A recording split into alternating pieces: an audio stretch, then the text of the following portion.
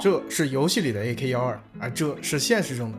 AK12，有眼尖的小伙伴就看出来了，怎么现實中的 AK12和遊戲裡長得還不一樣啊？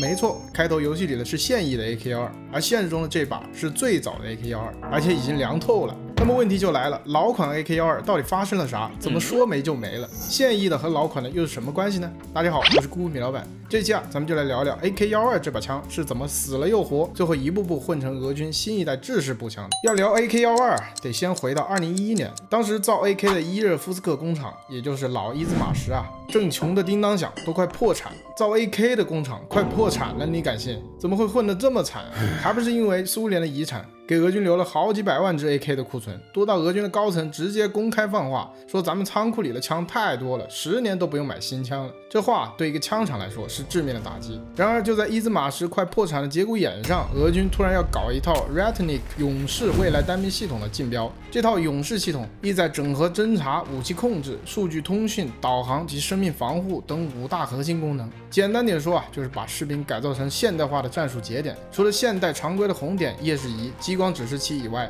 還要搭建戰術信息網。那為了匹配這一套需求啊 ，AK 有一些問題就不得不面对，比如 AK 這塊蓋子本來就是黨徽用的，又薄又不成立，瞄準鏡的歸零啊是個大問題。哦对了，還有模塊化，為了拿下軍方這筆救命的大訂單啊，伊茲馬什管理層一咬牙，直接到競爭對手圖拉兵工廠那裡挖來了一位叫弗拉基米爾·斯洛賓的首席設計師。這哥們兒可不是等閒之輩啊，早年在圖拉的運動狩獵槍械設計局一路幹到總設計師，跟設計 APS 手槍的那批大佬平起平坐。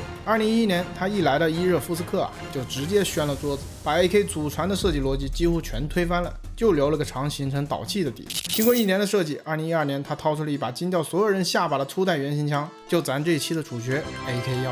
這把全面西化的 AK 擁有全長皮卡丁尼導軌、左右手互換的垃圾柄，拇指一撥就能切換的4檔快慢機，甚至宣稱換個槍管就能改口徑。通過這些設計啊，他徹底解決了傳統 AK 擴展性差、人機功效落後的祖傳痛點。但是看過視頻的小伙伴都知道，不出意外的話，意外就出現了，步子邁得太大啊，是真的會扯着。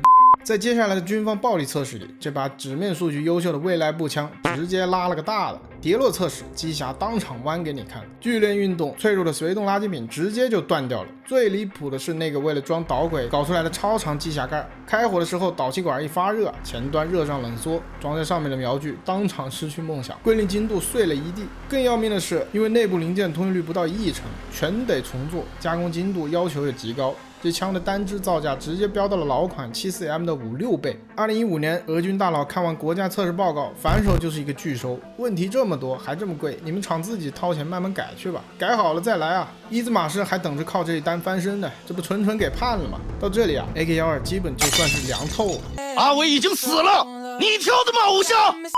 那問題就來了，既然都涼了，現在這把現役的 AK12又是打哪冒出來的呢？這就得提到另一位力挽狂瀾的務實派狠人了。當時廠裡換了新管理層，直接把茲洛賓給優化了，找來了新的總設計師謝爾蓋·烏爾朱姆采夫。這哥們兒接手爛攤子一看啊，皺着眉頭想了想，決定直接放棄全盤西化，回滾版本。於是乎，新团隊大手一揮，從倉庫裡把老的 AK74M 的底盤又翻出來了，啟動了代號 AK400的絕密項目。AK400的思路啊，就一句話：保持簡單可靠的同時，盡量現代化。他們保留了 AK 久經考驗的长形人活塞和核心機匣，零件通用率一把拉回到50%以上。这麼一搞啊，老生產線也不用大改，士兵的肌肉記憶也不用調整，成本刷的一下就降下來。而現代化的部分，通過機匣蓋加厚加硬、插銷固定、卡扣鎖死、瞄準鏡歸零的問題也解決了，再配上可調槍托、改進的操縱鍵 ，AK 該補的課這下都補齊了。然後這槍測試一路過關。集團一看，嘿，這槍行啊，大手一揮，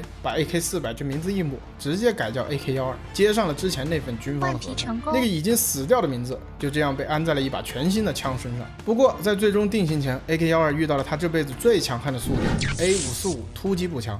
這玩意兒可是個物理學掛，他用了一套平衡自動反衝系統的黑科技。開火時內部有個跟槍擊一樣重的鐵疙瘩，朝反方向運動，這兩股力道一抵消啊，後坐力就很小了。在連發測試裡 ，A545把 AK12按在地上狠狠摩擦，但俄軍採購部的老爺們算盤打的是啪啪響啊。A545裡面多了齒輪和平衡桿，扔進爛泥地裡不僅難清理，單支造價更是 AK12的好幾倍。給幾十萬的常規陸軍全換這種金貴的小玩意兒嗎？後勤部估計第一個掀桌子。最終啊，俄軍做了個決定，昂貴的掛 A545買一點點給特種部隊玩去，而便宜耐造的 AK12裝備全軍。看到這裡啊，你可能會問，既然這貨本質上就是個加了導軌的改進型 AK74M， 憑啥還能舔着臉叫 AK12呢？俄羅斯這輕武器命名怎麼跟鬧着玩似的？這啊就不得不提當年空降工廠的那位新 CEO 克里沃鲁奇科了。據說啊，這位老哥以前是賣火车票出身的頂級商業大佬，极其懂得營銷包装。2013年，他把快破產的伊兹马什重組，直接改名叫卡拉什尼科夫集团。咱得先接受一個事實啊，這些年在資本的運作下 ，AK 其實早就不只是一把槍的血統，而是一個超級 IP， 一個金字招牌。CEO 老哥甚至把槍的外觀和名字全注冊了商標，往後誰在電影或者遊戲裡面用啊，都得給卡拉什尼科夫集團交版稅。更有戲劇性的是，這位商業鬼才在2018年摇身一變成了主管軍備採購的國防部副部長。好家伙，這完美的商業閉環，史密斯专员看了都得流下惭愧的淚水啊！那這把充滿妥協的俄軍新制式武器拉到真正的戰場上，到底有幾分成色呢？俄烏戰場的老兵們用實戰給出的評價是能用，但槽點依然爆棚。首先，早期為了趕時髦加的聚合物伸縮槍托，在零下几十度的冬天里，锁定機構容易被摔碎。其次，當年為了滿足軍方直面指標，硬加的2發點射功能，在實戰中直接被噴成了狗屎。這破功能讓扳機組件變得非常複雜，動不動就卡殼。實戰中啊，老兵們完全靠手指肌肉記憶打短點射，根本懶得切這個廢柴檔位。更要命的是，那個帶刺刀座的快拆槍口制推器，裝上戰術消音器後，火燃气全往射手臉上噴，辣眼睛不說，槍管還熱得賊快。被前线老兵一頓友好反饋後啊，卡拉什尼科夫集团火速改进，在2023年掏出了改进型的 AK12M1，也就是2023款，2发點射刪了，快慢機換成了更順手的拇指撥桿，左右手都能撥，還帶了個內部防塵簾，機匣裡加了個限位器，防止磕一下就把垃圾餅怼到防塵蓋，把蓋子頂變形。槍口換成不可拆的一體消音器，專門用來適配消音器。就這麼一套減法做下來啊，這槍的位置反而越做越穩。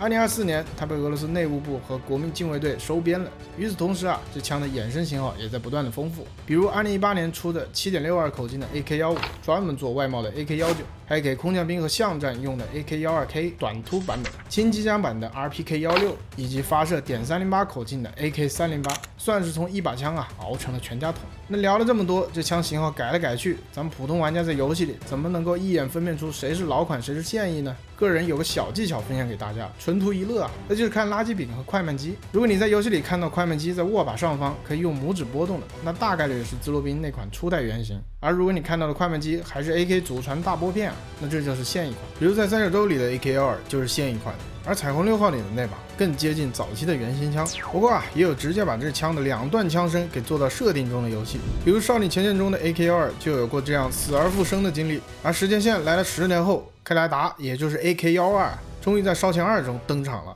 說實話 PVP 裡我第一眼看到他就很上頭，一頭銀白色的長髮在雪地裡飄着，掛着一絲淡淡的微笑，一身冷灰色的戰術披風，整個人就一個字飒，那股子重工業的硬朗勁兒額外拉滿。不知道為啥就對這種白毛沒有抵抗力。只不過讓我比較費解的是，克萊達為啥老是閉着眼呢？了解設定才知道，人家閉着眼照樣看得見，只是懶得浪費算力罷了。閉眼是節約精力，睜眼才是動真格呀。更搞的是，例會裡永遠閉着眼的他，偏偏角色的證件照裡眼睛破天荒睜開了。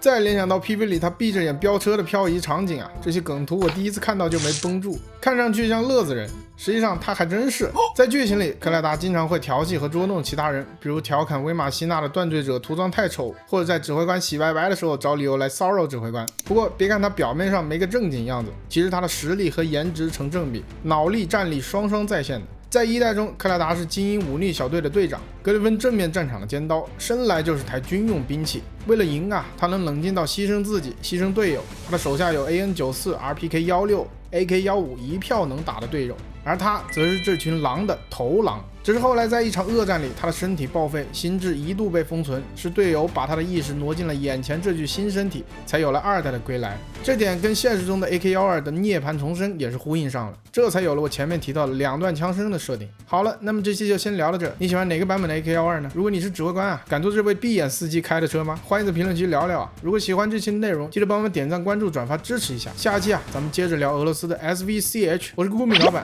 我們下期再見。